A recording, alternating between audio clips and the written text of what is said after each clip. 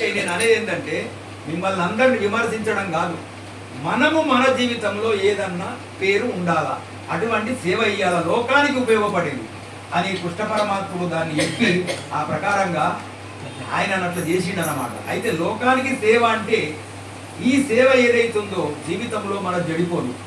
మనం ఎన్ని సంపాదించుకున్నా అన్నీ ఇక్కడ విడిచిపెట్టి పోవాల్సిందే కదా.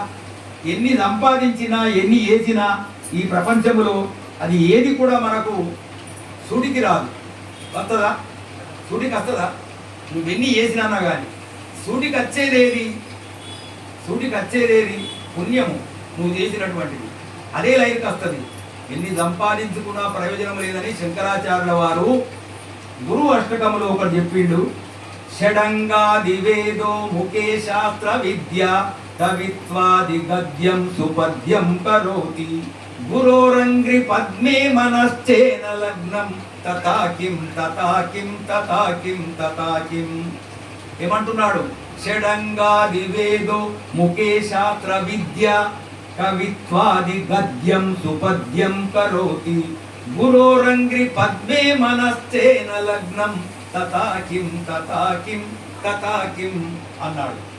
ఎవరి మనస్సు గురు పాదార విందముల యందు, గురు చరణకమల యందు లేదో వాడు పద్య గద్య రచనాది ఎన్ని గ్రంథములు రచించినా కానీ అవి ప్రయోజనం లేదు, నిష్ఫలము, పరలోకంలో వానికి ఎలాంటి ప్రయోజనం లేదు అని చెప్పిండు కదా. నువ్వెంత కవిశ్వరుడైతే గురు యొక్క పాద పద్మముల యందు నీ మనస్సు లగ్నమైతే లేదే ఆ పరమాత్ముని యందు అన్నప్పుడు నువ్వు చేసిన పనేంది? ఈ లోకం కొరకు నువ్వు చేసింది ఏంది? ఎన్ని పద్యాలు రద్యాలు ఎన్ని రచించినా ప్రయోజనం లేదంటున్నాడు శంకరాచార్యుల వారు, ఆది గురువు.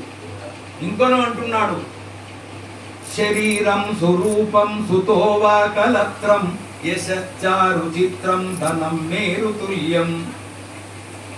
శరీరం స్వరూపం సుతోవా కలత్రం యశచ్చారు చిత్రం ధనం మేరు తుల్యం గురోరంగ్రి పద్మే మనశ్చేన లగ్నం తథాకిం తథాకిం తథాకిం.